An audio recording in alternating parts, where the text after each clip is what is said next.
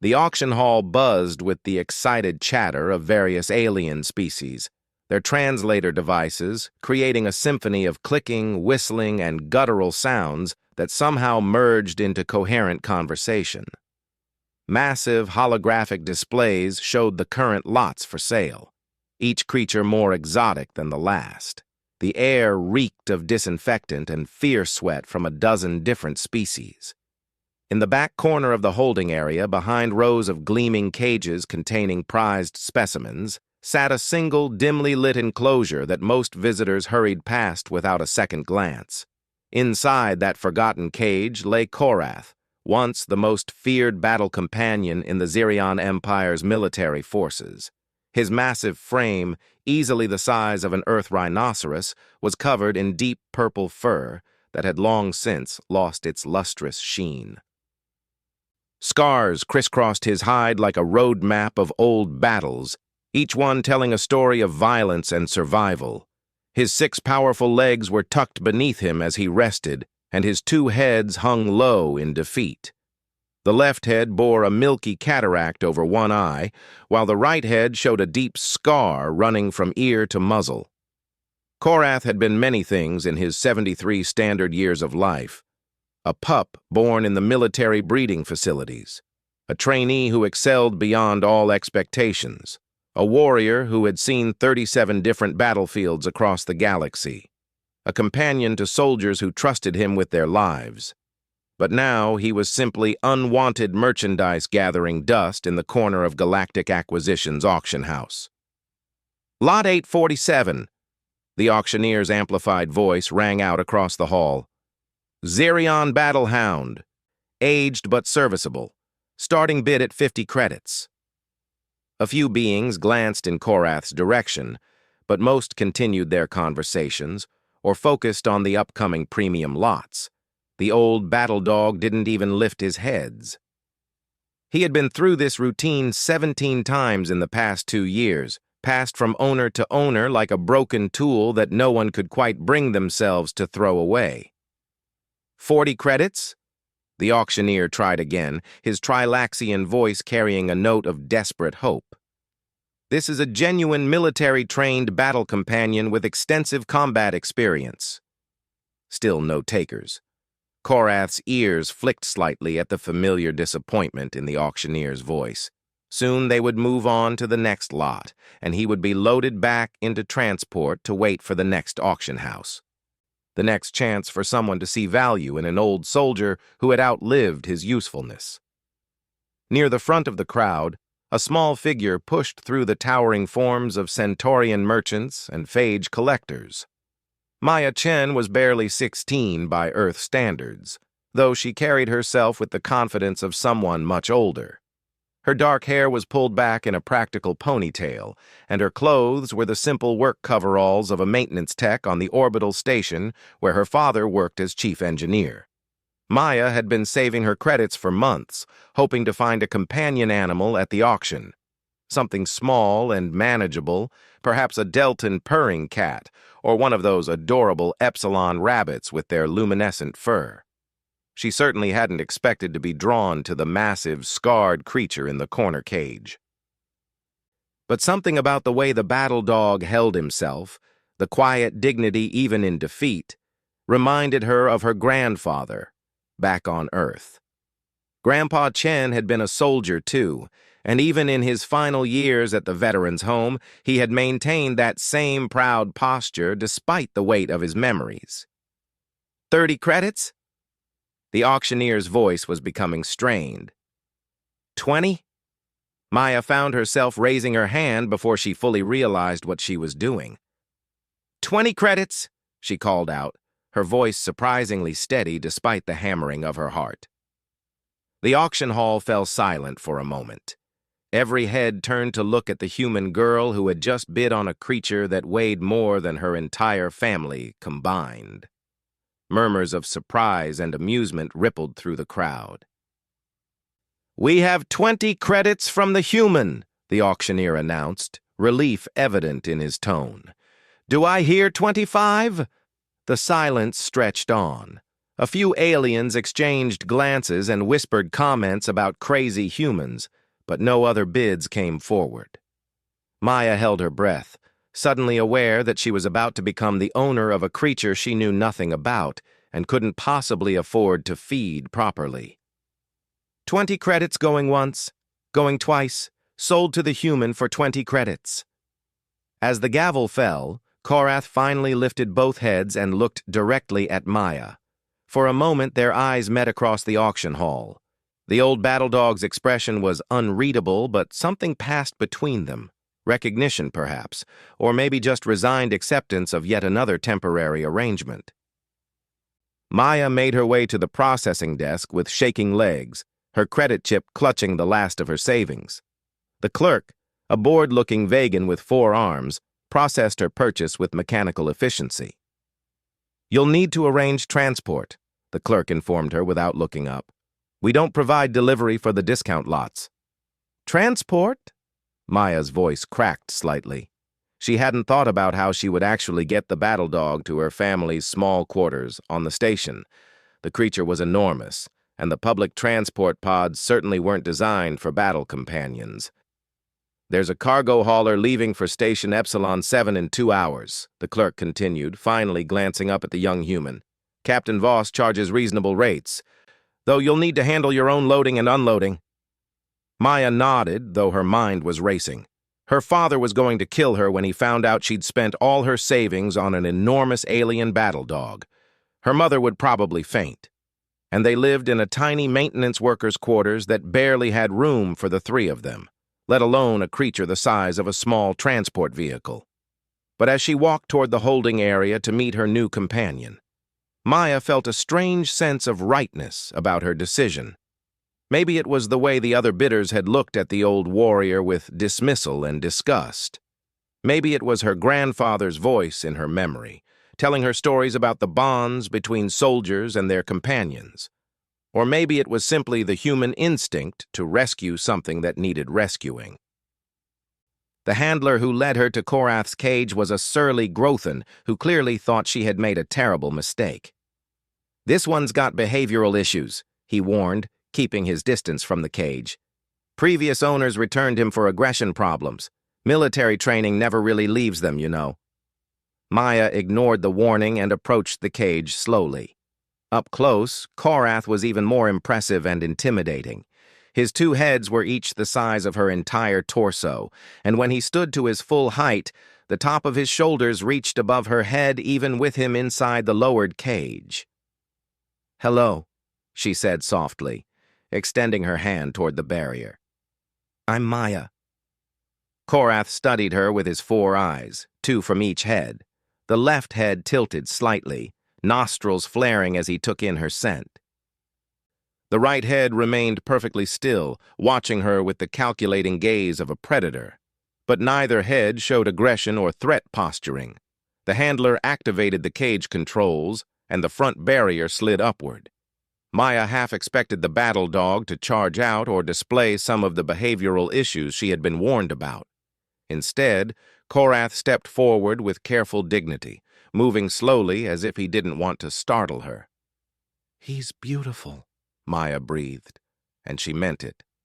Beneath the scars and the clouded eye, beneath the tired posture and graying muzzle, she could see the magnificent warrior this creature had once been. Korath's right head cocked slightly at her words. It had been many years since anyone had called him beautiful. His last military handler had seen him as a weapon. The subsequent owners had seen him as a status symbol or a failed investment. But this small human looked at him with something he had almost forgotten existed: genuine appreciation.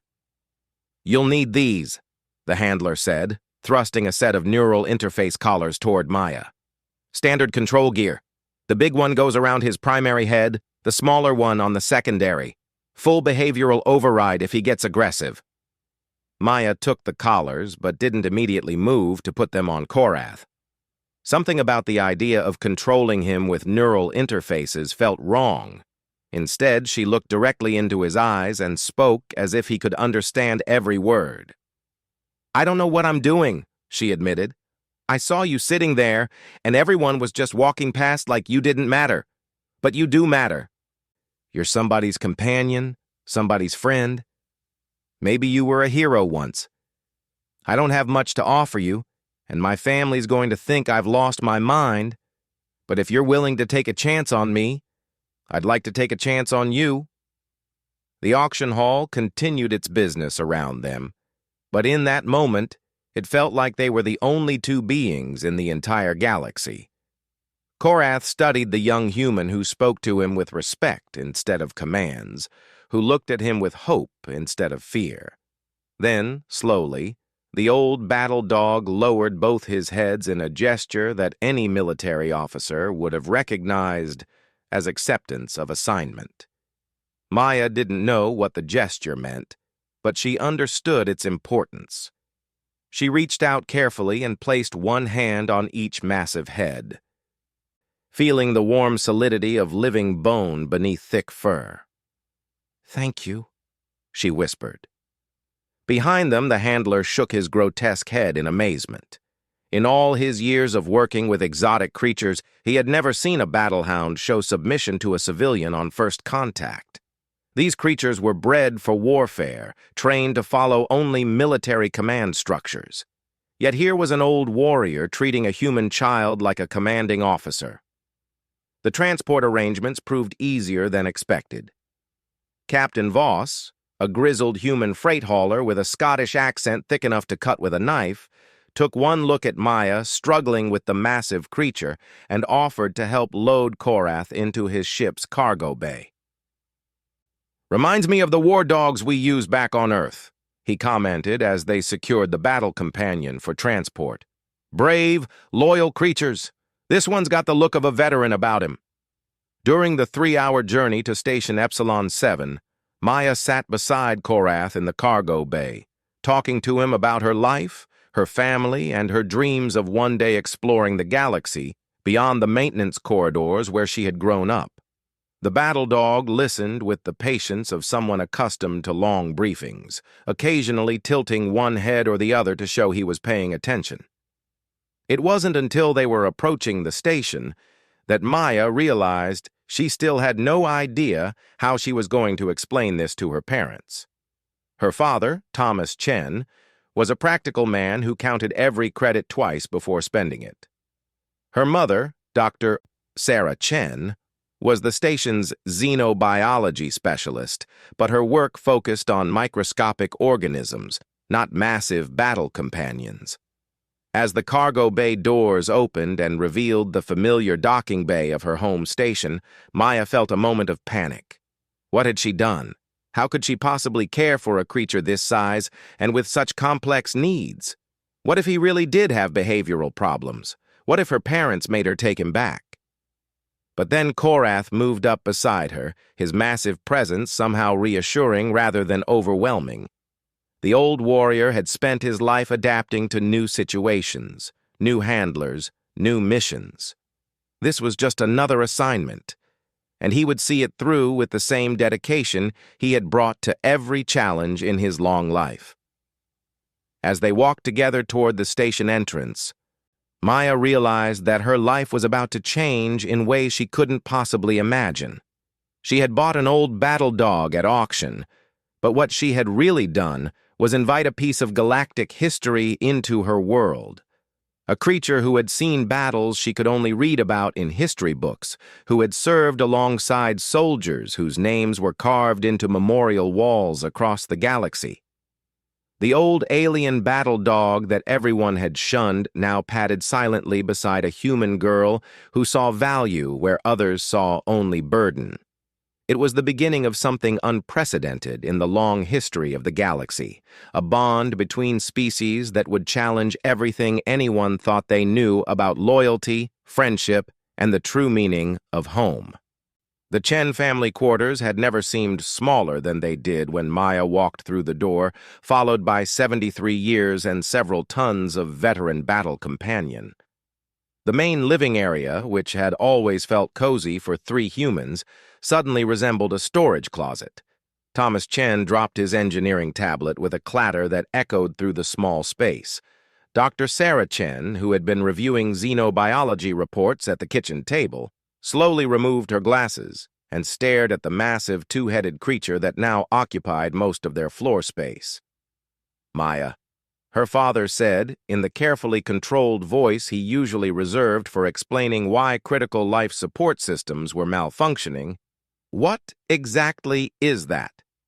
"His name is Korath," Maya replied with more confidence than she felt. "He's my companion." "Your companion?" Sarah stood up slowly, her scientific mind already cataloging the creature's physical characteristics. "Maya, that's a Xerion military battlehound. They're bred for warfare, not companionship." Korath remained perfectly still during this exchange, though his four eyes tracked between the family members with keen intelligence. He could sense the tension in the room, the concern and barely controlled panic radiating from Maya's parents. Long experience had taught him that this was usually the point where arrangements fell apart, and he would be returned to whatever holding facility would take him. "I know it seems crazy," Maya said quickly, "but Dad, you should have seen him at the auction. Nobody wanted him. He was just sitting there, and everyone was walking past like he was nothing, like he never mattered." Thomas rubbed his temples, a gesture Maya recognized as his preparing to lecture pose.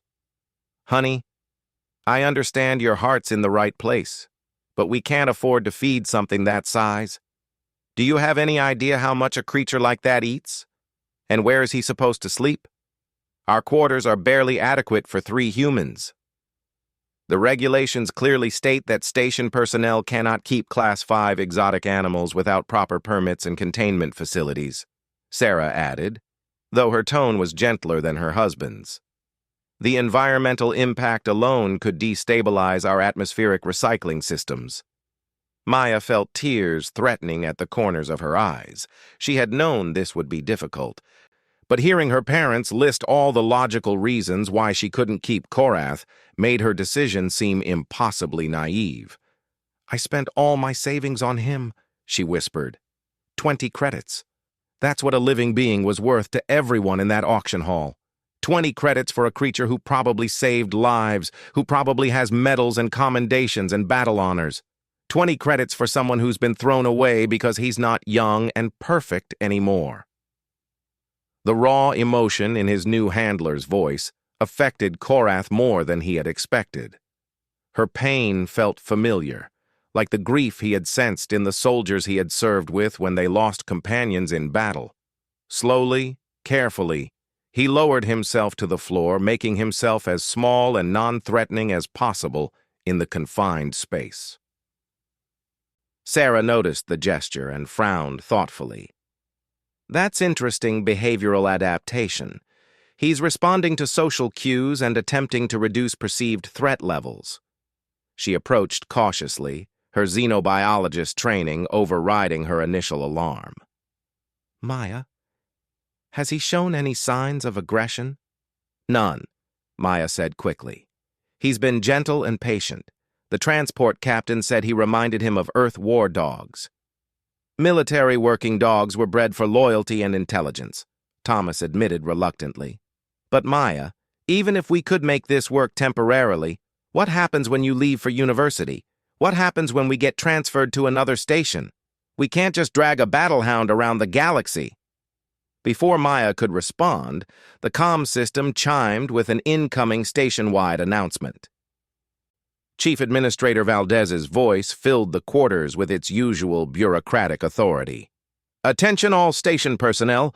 We have received confirmation that the Hegemony Patrol Fleet will be conducting a routine inspection of Epsilon 7 in 48 hours. All departments will be expected to meet full compliance standards. Department heads report for briefing at 800 tomorrow. That is all." The announcement was routine, but Thomas's expression darkened. Maya knew that look. It meant trouble for the engineering department, which was perpetually behind on maintenance quotas due to chronic understaffing and aging equipment. "Perfect timing," he muttered. "As if we didn't have enough problems." Dr. Chen was still studying Korath with professional interest. The neural structure appears highly developed. These animals were bred for intelligence as well as combat ability. Maya, how does he respond to commands? I haven't given him any, Maya admitted. It didn't feel right to order him around. He's not a pet, he's... She struggled to find the right words. He's like Grandpa Chen, someone who served with honor and deserves respect.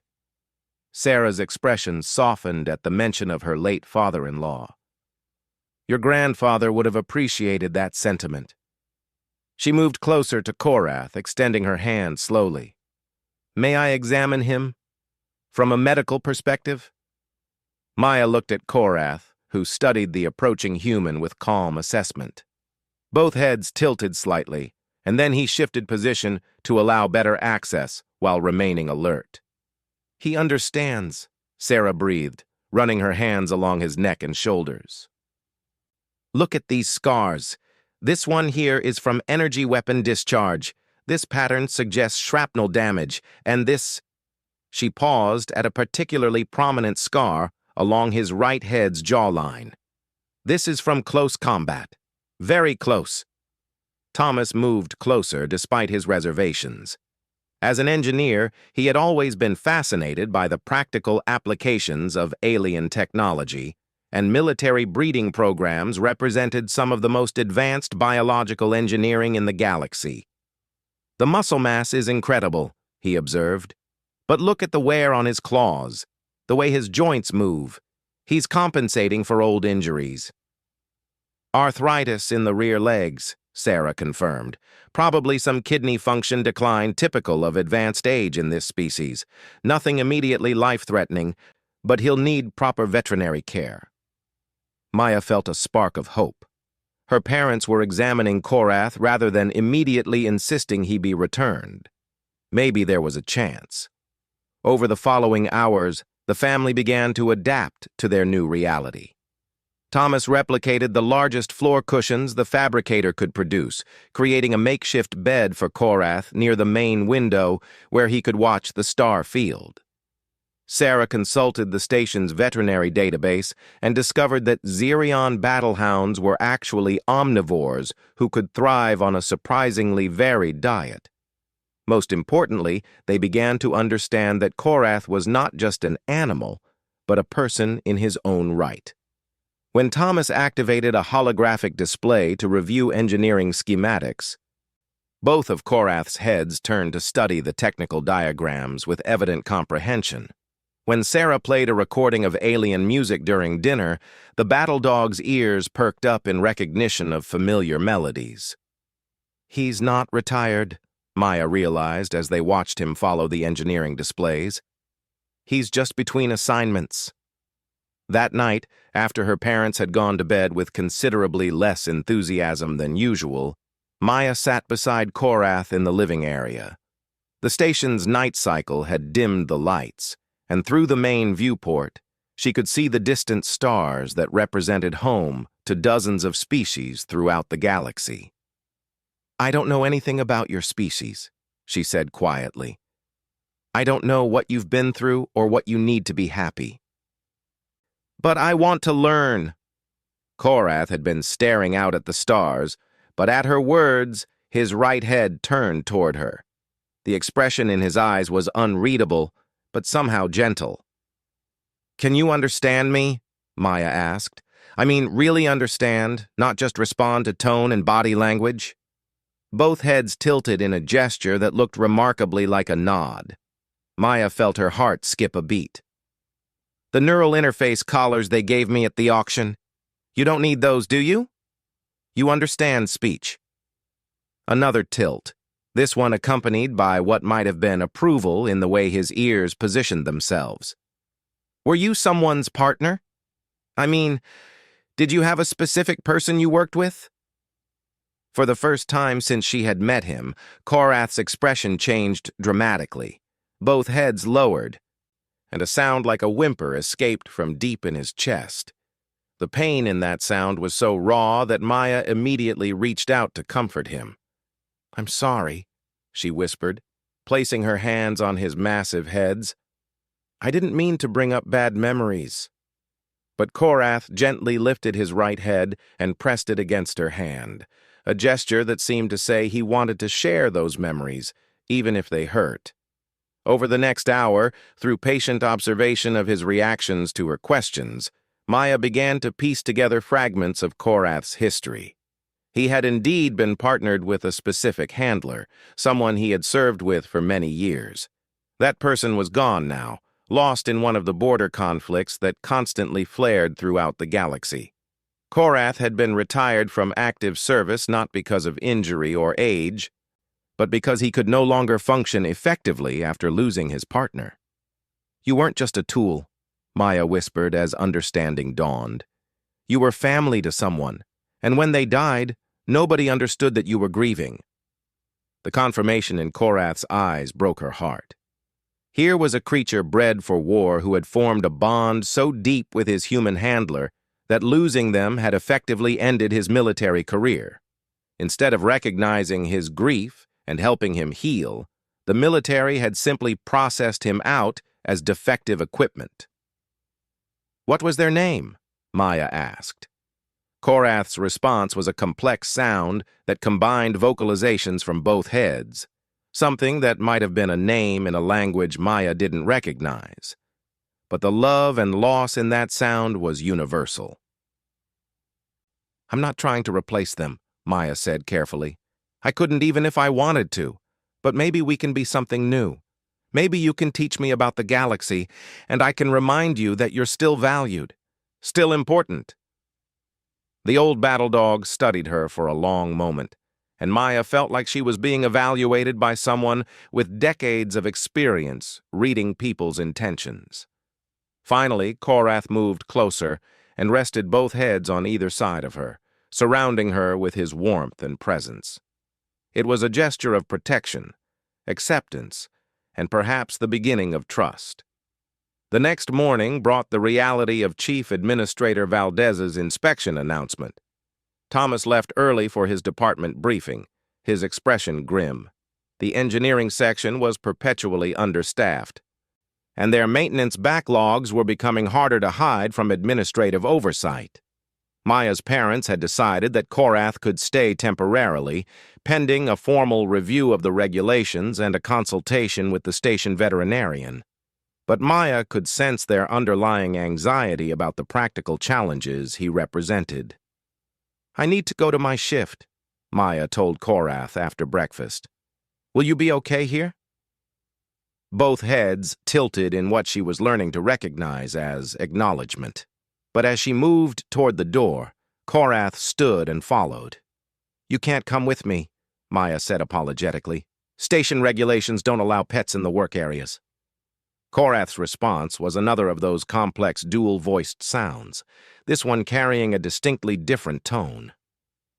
It took Maya a moment to realize what he was trying to communicate. "You're not a pet," she said slowly. "You're offering to help." The difference in his posture was immediate and dramatic. The tired, resigned companion became an alert professional, every line of his body radiating competence and readiness. This was how he had looked when he reported for duty during his military service. Maya's mind raced. Station regulations prohibited pets in work areas, but they said nothing about certified working animals, and Korath's military training certainly qualified him as more than a pet. "Come on," she decided. "Let's go see what trouble my father's getting into with this inspection." As they walked through the station corridors toward the engineering section, Maya noticed how other beings reacted to Korath's presence. Most gave them a wide berth, but those reactions were based on respect rather than fear. Several alien crew members offered what appeared to be military acknowledgments, recognizing a veteran when they saw one. When they arrived at the engineering section, they found Thomas deep in conversation with his deputy chief, a Centaurian named Kellox, whose 4 arms gestured expressively as he spoke. "The primary fusion regulator has been cycling erratically for weeks," Kellox was saying. "We've been compensating with manual adjustments, but if the hegemony inspectors run a full diagnostic, then we're looking at a mandatory shutdown and a formal investigation into maintenance protocols," Thomas finished grimly. How long would it take to replace the regulator? Assuming we had a replacement unit, 6 hours minimum. But we'd need to shut down that entire section of the station, and we don't have a spare regulator in our inventory. Thomas noticed Maya and Korath approaching and frowned. Maya, what are you doing here? And why did you bring him? He wanted to help, Maya said simply. I think he recognizes a crisis situation. Korath had indeed been following the technical conversation with obvious understanding. Both heads were turned toward the engineering displays, showing the problematic fusion regulator, and his posture indicated focused attention rather than mere curiosity. This is a restricted area, Thomas began, but Kellox interrupted with a startled exclamation. Wait, is that a Xerian battlehound? I served with their forces during the Sigma Draconis campaign. Those creatures are incredible engineers. Engineers? Maya and Thomas spoke simultaneously. Military battlehounds don't just fight, Kellox explained. They're trained in field repairs, equipment maintenance, and emergency construction. I've seen them rebuild fusion reactors in the middle of combat zones. He approached Korath cautiously but respectfully. Old warrior, do you understand what we're dealing with here? Korath moved to the diagnostic panel and studied the readouts for several moments. Then, using one massive claw with surprising delicacy, he touched specific sections of the display while making sounds that varied in pitch and pattern. He's analyzing the problem? Kellox breathed. Look at how he's correlating the power fluctuations with the thermal variations. That's not random. That's systematic evaluation. Thomas stared at his daughter's rescue companion with new eyes. Can he actually help us fix this? There's only one way to find out, Kellox replied. But if he can, it might save all our jobs. As Korath continued his analysis of the station's engineering problems, Maya realized that her impulsive decision at the auction was about to become something much more significant. She hadn't just rescued an old battle dog. She had brought home a highly trained professional who might be exactly what her father's department needed to pass the upcoming inspection. The old alien battle dog that everyone had dismissed as worthless was about to prove that experience and dedication were worth far more than youth and perfection. And a human girl's compassion was about to change not just their lives, but the entire future of their small outpost in the vast galaxy. The Hegemony inspection fleet arrived precisely on schedule, their sleek ships sliding into formation around Station Epsilon 7 like predators surrounding wounded prey. Maya watched from the main engineering observation deck as 3 massive dreadnoughts took position, their sensor arrays already beginning the deep scans that would determine the fate of everyone aboard the station. Beside her, Korath stood absolutely still, but Maya could sense the tension in his massive frame. Both heads tracked the movement of the inspection ships with the attention of someone who understood exactly what those vessels represented. During his military service, he had seen stations shut down for failing hegemony compliance standards. He knew what happened to the crews of facilities deemed substandard. Inspection team transport launching, announced the station's automated systems. All department heads report to Bay 7 for preliminary briefing. Thomas Chen hurried past them toward the docking bay, his face pale with stress. The past 36 hours had been a nightmare of emergency repairs and system diagnostics. Despite Korath's help in identifying several critical problems, the engineering department was still operating with aging equipment held together by determination and improvised solutions. The fusion regulator is stable for now, Thomas had reported to his family the night before. But we're one power surge away from a catastrophic failure. If the inspectors stress test our systems, he hadn't finished the sentence, but everyone understood the implications. Maya placed her hand on Korath's shoulder, feeling the solid reassurance of his presence. Whatever happens, we face it together, she whispered. The inspection team that disembarked in Bay 7 was exactly what Maya had expected, efficient, humorless, and utterly indifferent to the lives they held in their hands. 5 beings from different species, all wearing the pristine uniforms of Hegemony Compliance Division, led by a tall Altarian whose silver skin reflected the harsh lighting like polished metal.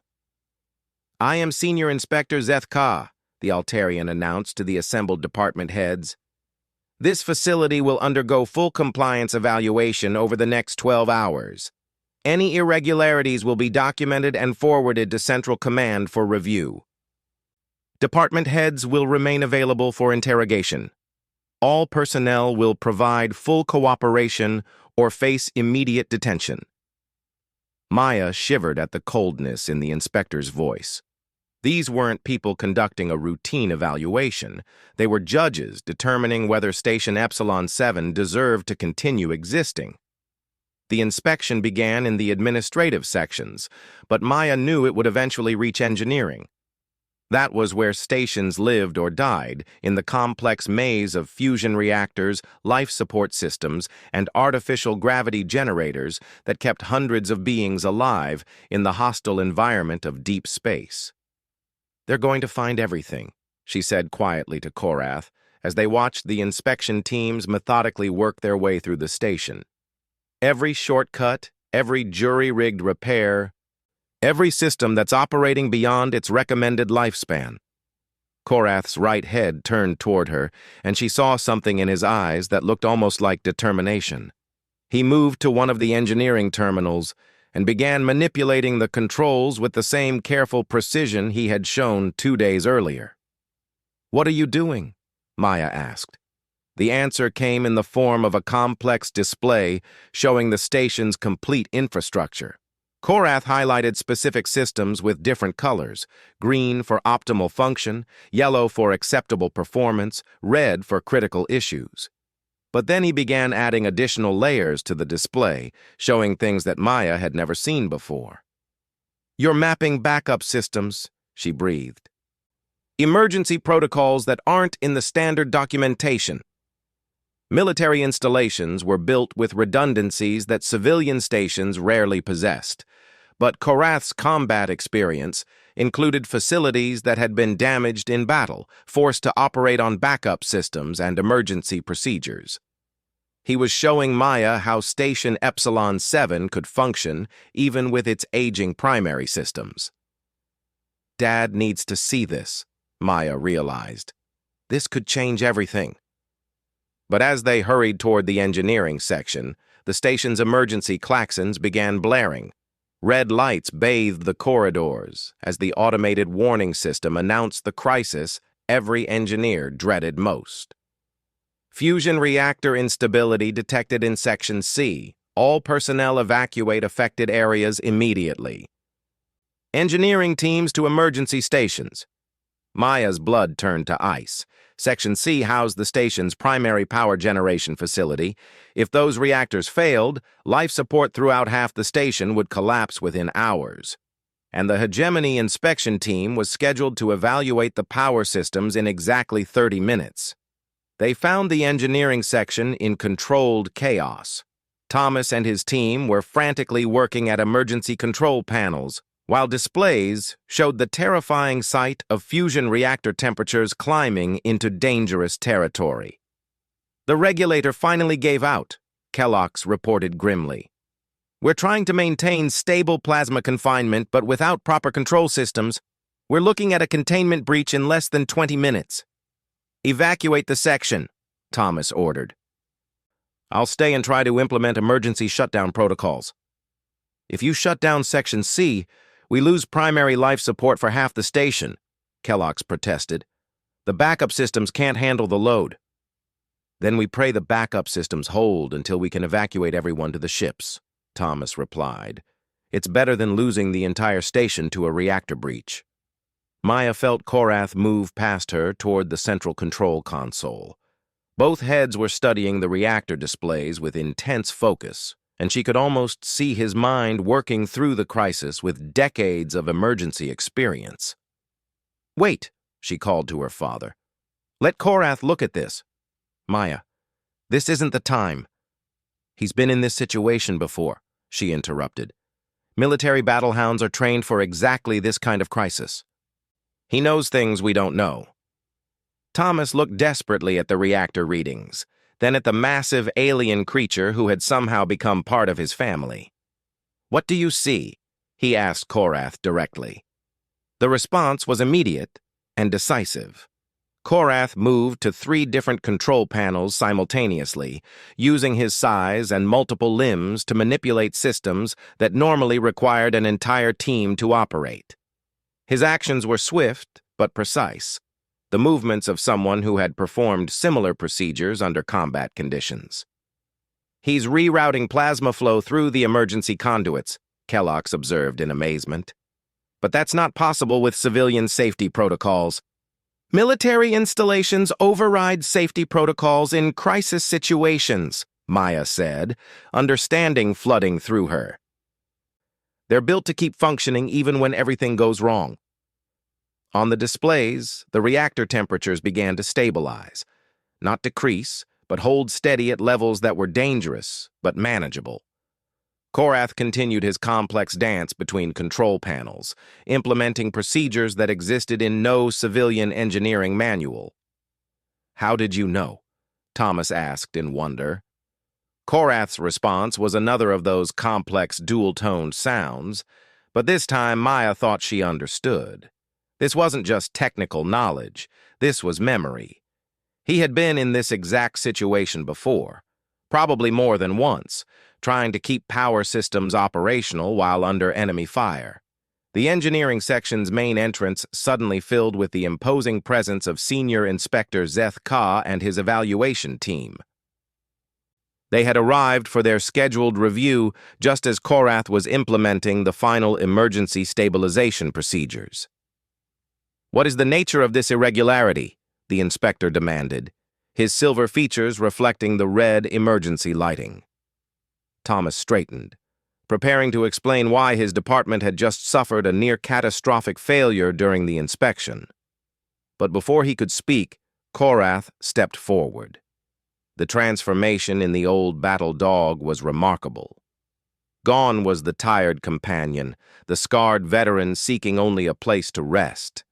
In his place stood a military professional, every line of his body radiating competence and authority. When he spoke, the sound that emerged was clearly structured, unmistakably a military report delivered in formal protocol. Senior Inspector Zeth Ka's expression changed dramatically. His silver skin shifted color slightly, a sign of surprise that Maya had never seen in an Altarian before. "You are military trained?" the inspector asked Korath directly. The response was another formal military communication, accompanied by a posture that Maya now recognized as standing at attention.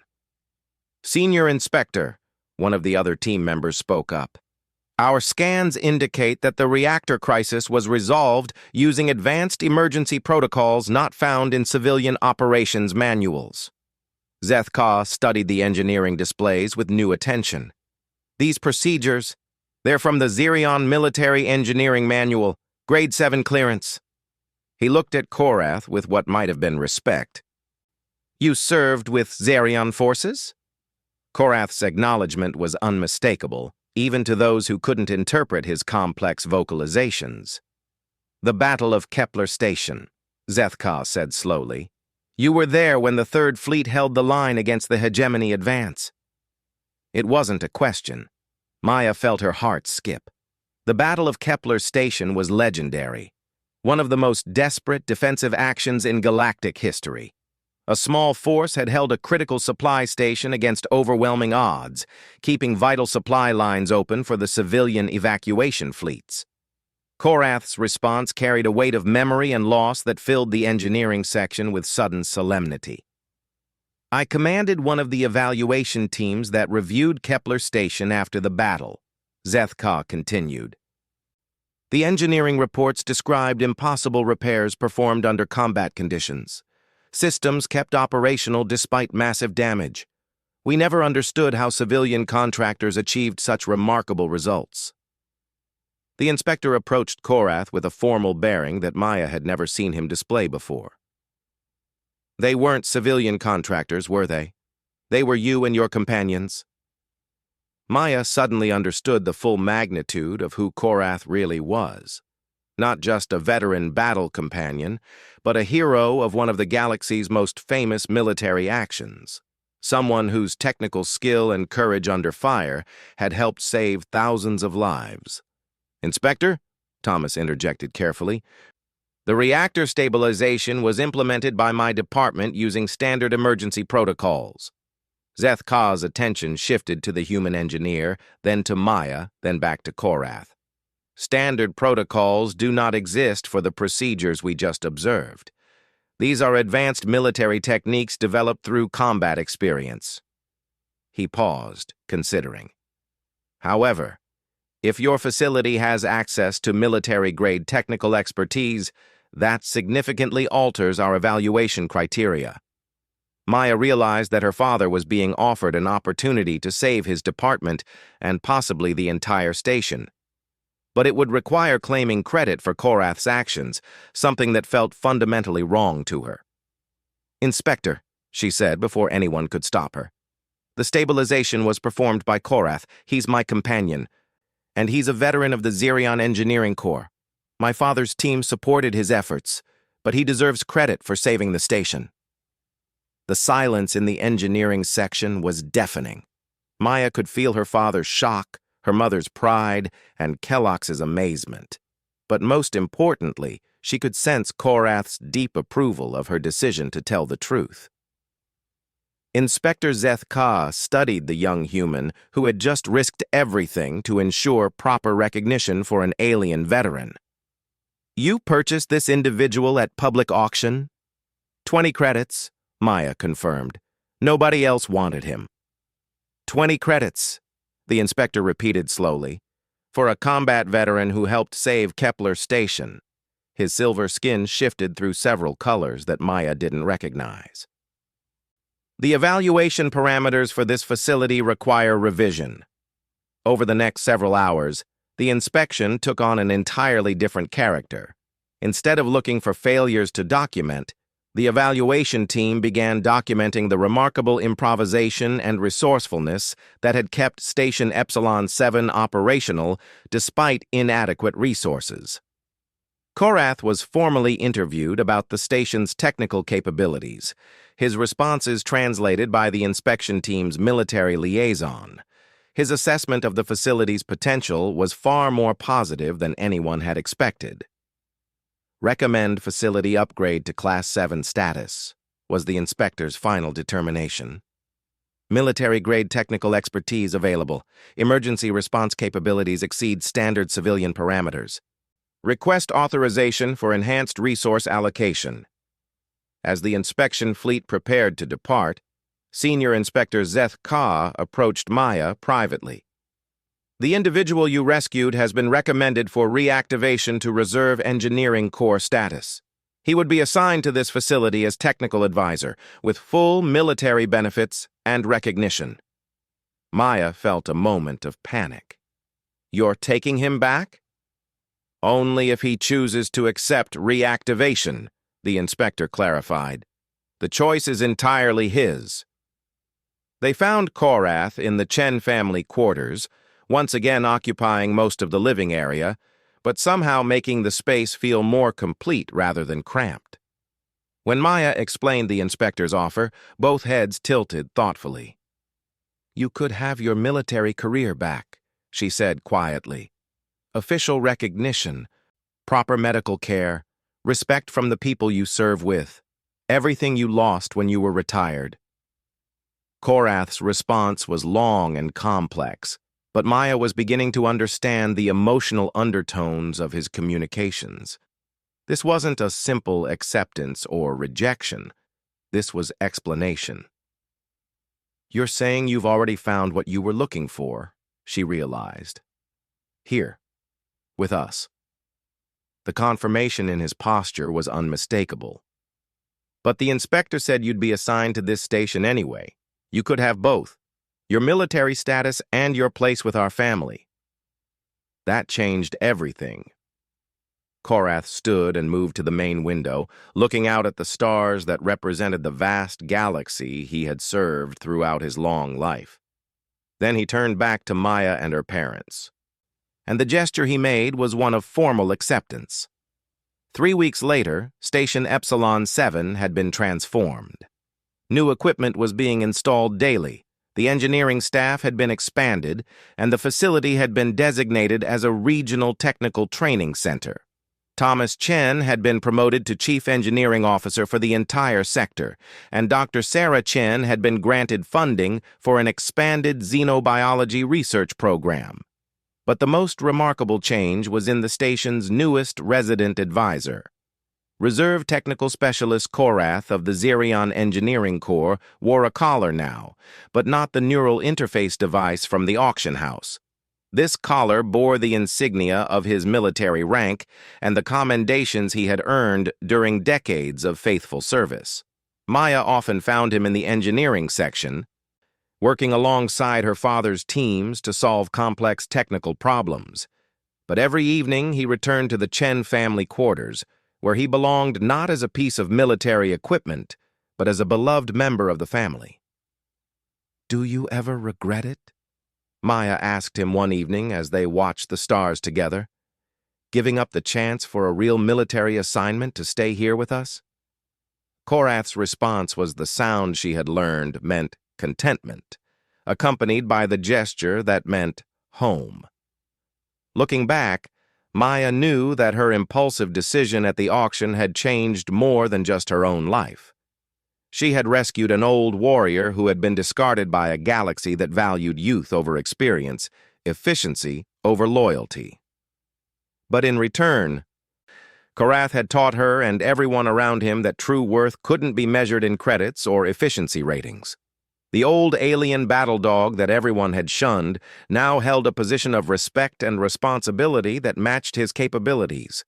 The human girl's purchase hadn't just saved his life, it had restored his purpose and dignity, and together they had proven that the bonds between beings transcended species, age, and the cold calculations of military bureaucracy. In a galaxy that often seemed indifferent to individual suffering, one act of compassion had created ripples that would spread far beyond a single station.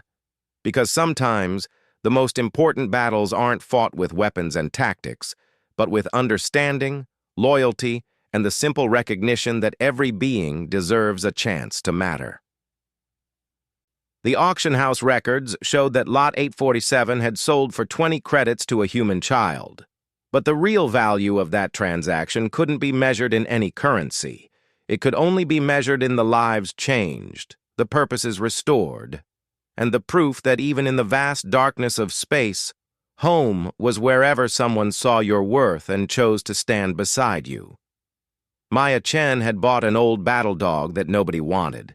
What she had really done was invest 20 credits in the future of everyone who believed that experience, loyalty, and love were worth more than youth, efficiency, and profit. It was an investment that would pay dividends for generations to come, throughout a galaxy that had just learned an important lesson about the true meaning of value.